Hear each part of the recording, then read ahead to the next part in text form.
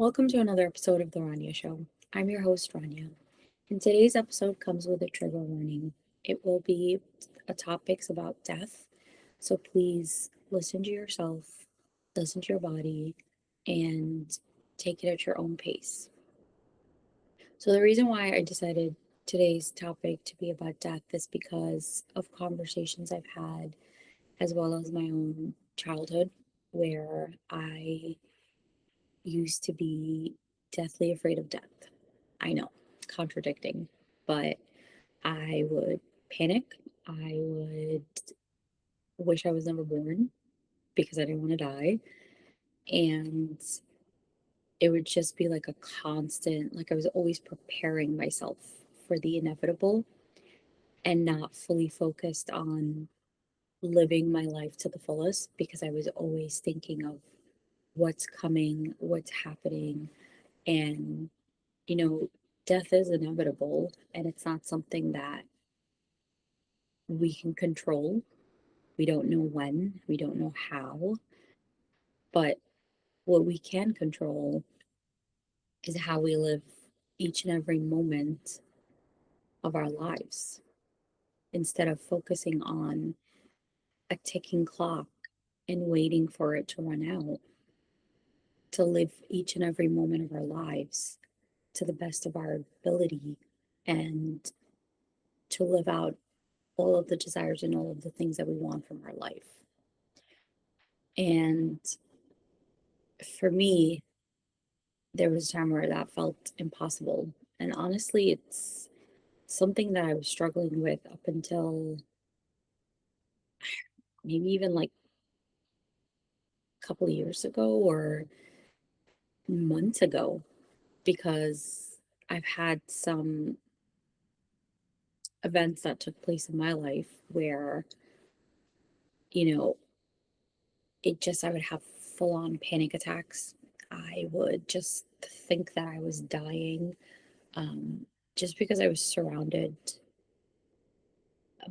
by like either near death experiences or actually losing loved ones. And it really took a toll, like when COVID first happened. And it was just like, I didn't even want to pick up the phone anymore because I knew at a certain time in the morning or, on my way driving to work that if I got a phone call, that means somebody died.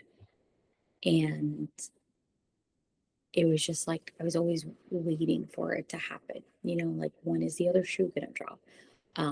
Who's gonna be next? And I started to like internalize that. And especially like for me, somebody who picks up on like other people's energies, and it was just like that panic and that grief and everything, I was starting to internalize it. And it was just like I started to grieve my own death that hasn't happened. I don't know when it's going to happen, but it was just like, okay, if people are dropping like flies, quote unquote, who's to say I'm not next? And um, everyone's experience is different. Everyone has their own story with COVID, with grief, with losing loved ones. And it's, this is my own experience and this is my own story sharing about death and how I've coped with it, and how now I'm actually at peace with it. And it's not to say that I still don't like, oh my God, are we gonna be okay? But it's more of like, okay, if I were to die today, tomorrow, how would I want to be remembered? And what haven't I done in my life yet that I want to accomplish? And for me, it was mainly because, like, I lost some really important people in my life, family members, and it was it was unexpected. And it was also like it just the life just stopped. It wasn't like an accident. It was just so I had a family member that died from COVID when COVID first hit, and he went to sleep and never woke up. And then I had another family member where she got all the tests done and um, everything was fine. Everything came back normal. And then a couple hours later, she died. And that's when like the panic started to set in. It's just like these people are just going about their lives, living them, and then that's it. So who's to say I'm not next? And then I was just like, I haven't done any of the things that I had on my list, and I haven't experienced like travel. I've always wanted to travel the whole world since I was a kid. And that's like when I was like, I haven't traveled the world. I haven't done this. I haven't done that. Why am I even here? And it's just like this whole like you're the wheel just keeps spinning, and then it's just like, what if I'm not? That's literally like I just kept thinking to myself, like, what if I'm next? What am I supposed to do? I no, I don't want to die yet. So then other events started happening. So we had there was another instance where somebody died basically. Like he flatlined and was brought back to life. And that was just like more, you know, quote unquote evidence of how quickly and how fleeting it is. And that set off like really high anxiety for me and like really bad panic attacks. And it got to a point where I couldn't function. And then um, I was prescribed Xanax. Not for me. Nope. I took it once. It was like a really low dose. And I felt trapped inside my own body and mind where I was still panicking. But on the surface, I looked so calm and I looked okay. But on the inside, I was just, everything was just like on repeat. And it's just like, I felt like I was suffocating slowly to the point where it's like my mind was still working and I was still panicking and I was still having all these thoughts of like panic and death. But the Xanax was just like, I look calm on the surface, but I wasn't. I wasn't calm on the inside. So I was like, yeah, that's not happening. Um, so I started doing more of the inner work. I had really good therapists that I've worked with that have been super helpful. I've even done EMDR therapy, which has been super helpful too, plus with like all the inner work that I've been doing. And now I'm at a place where it's just like, okay, death is inevitable. It's out of my control. Um, but what is in my control is how I choose to live my life moving forward and with each present moment leading up to I don't know when. So, and I think what really cemented that for me was having a near death experience um, in September where I did everything right. I was driving and I had stopped at the stop sign. I looked all ways, making my way to the next stop sign, and I got rear ended. And my car, um, like, guess, swerved out of control because then it hit into a truck and then into another one, and I was pinned on the driver's side. And I remember like it happening in slow motion, and I was just like, did I just get hit? Oh my god, I got hit. I'm getting hit again. Oh, here comes the third time. And I remember thinking like being on those rides at Universal Studios because we had gone a couple of months before that. And I remember, like, wanting to conquer that fear of going on these rides. And I was still scared, but I did it. And it's just like, I remember thinking in that moment when I got hit that this feels like another Universal Studios ride. And it felt like kind of prepared me, which was like, yeah, the thought process was just like moving in slow motion, even though the whole thing was like 10 seconds when I watched the footage. And I remember thinking like, oh my God, like am I dead? Like am I going to die? Am I having like internal bleeding? What's happening? And then I felt myself like being lifted out of my seat. And um it then I was just like, okay. I came back to everything was like, okay, now it's everything is moving at normal speed. And the EMTs wanted to like cut me out of the car because I was pinned in. And I remember them saying, like, when they got me out of the car, that it looks like a war zone out here because of all of the pieces of cars, and because it was like a residential slash commercial area. And so there was like a lot of people there, and thankfully like nobody was hit and killed. And a part of me likes to think that because I was rear-ended, I saved somebody's life, because there were people like crossing streets over there and doing work. And um if that person hadn't rear-ended me, they might have killed someone, you know. They could have also killed me, because it was that, just the hit alone it was a miracle I got out of the car the way that I did.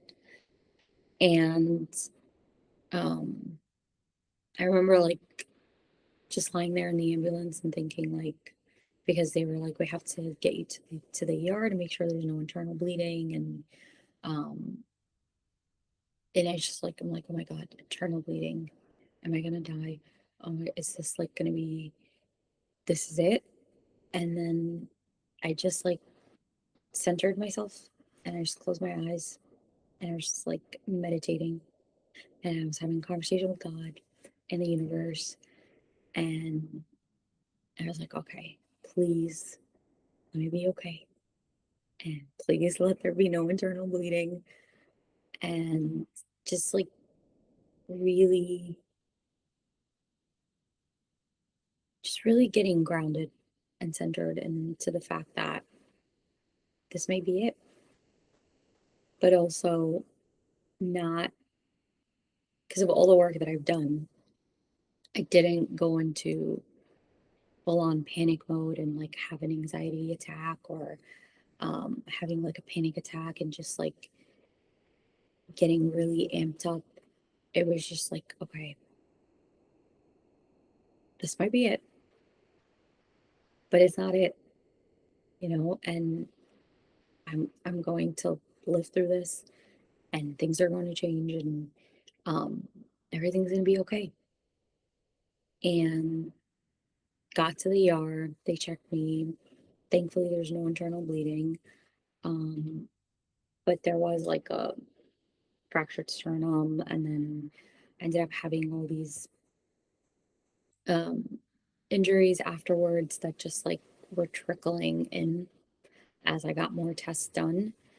And I did have to get surgery for my shoulder because it was a really big tear from the accident. So, yeah, I mean, I'll take those over death any day. So, um, I'm grateful I that I was okay and that there was no internal bleeding and there wasn't anything um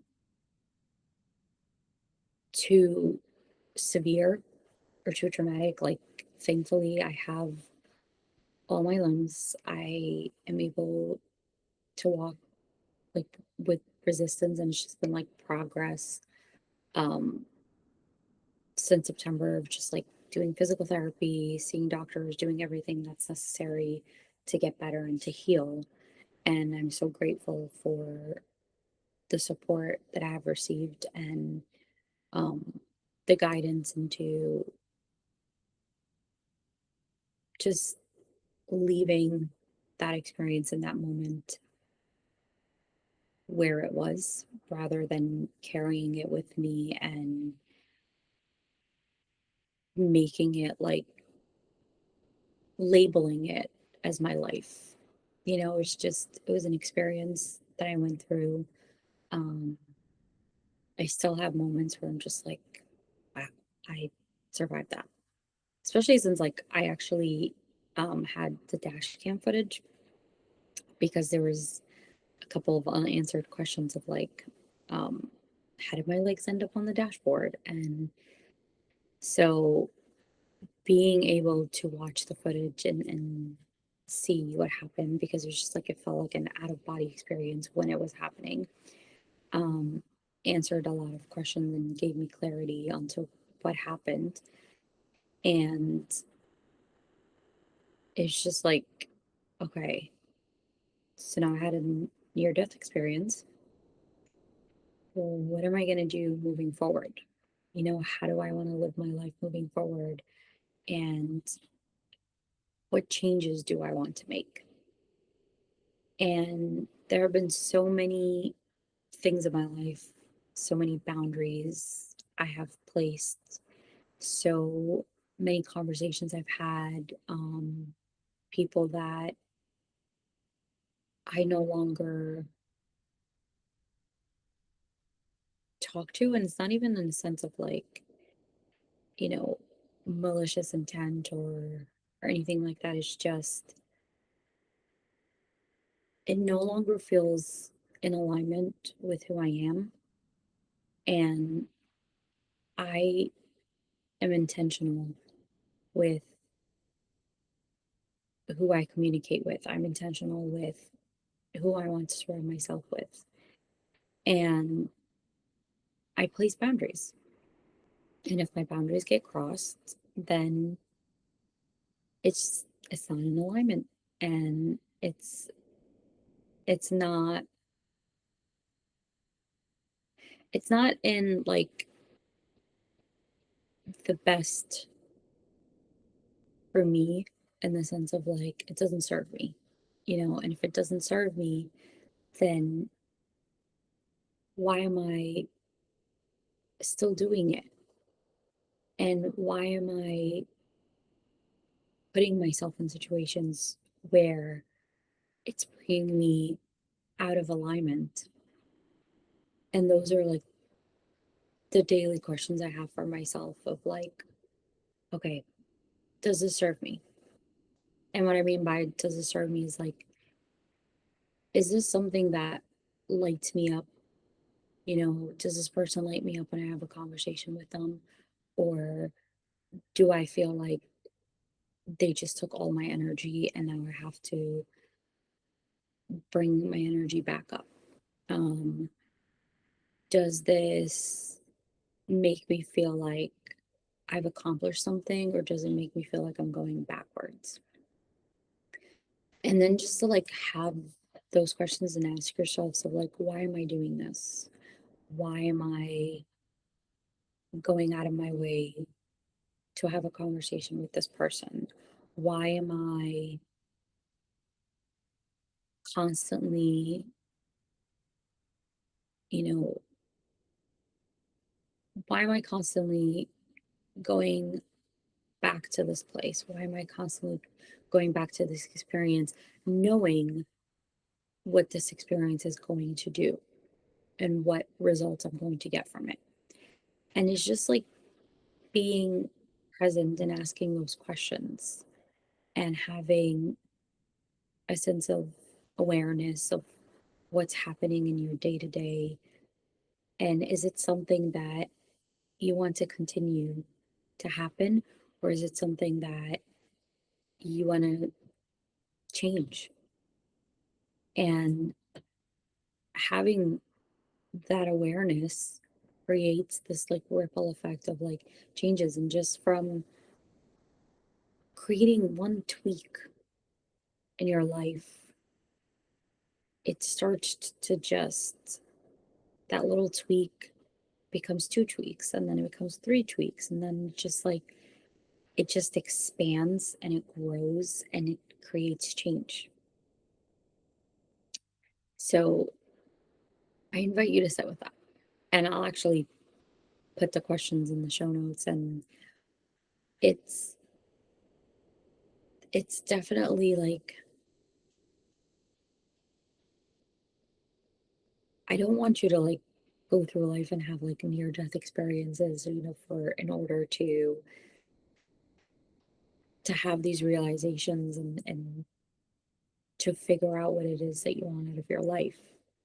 You can start doing that just by sitting down, being present to the moment, and asking yourself questions and answering those questions. Like sometimes I'll pull up a journal and ask a question, and just like all of this information just comes flooding through. And then I reread it and I'm like, oh, you know, like I've had that answer within me all along, but I never like thought of it until I actually wrote it. And sometimes, like, just having conversations with yourself, do that all the time. And I like to say, like, that's where my best ideas come from, talking to myself. So not telling you to like go outside and just like randomly start speaking to yourself. Cause I know for some people it's like, okay, what's going on there? Um, but yeah, just like befriend yourself, and have those conversations with yourself and get curious about who you are, what you want. And as for death, like it's inevitable, and it's like, the circle of life. But being here on earth and having the life that you have, there's so much, I guess you could say, like behind the scenes. There's so much you don't know unless you actually step outside of your circle and start to see things in a different perspective. And it's not to negate anybody's experience or what they went through or they might be going through, but I truly believe that we all have the power to create the life that we want. And sometimes there's so many obstacles and there's so many things in our lives that we just can't see past. But you're also like, you're looking through one tunnel. But if you just slightly move your head to the right, you'll see another one. And if you slightly move your head to the left, there's another one. And if you turn around, there's 10 more. And it's just that awareness and bringing to your awareness that nothing is permanent and that this too shall pass. But how do you want it to pass? And what do you want to create after it passes? So I invite you to sit with yourself, maybe grab a journal or voice memo, and start having those conversations with yourself, and you will be surprised at what comes through.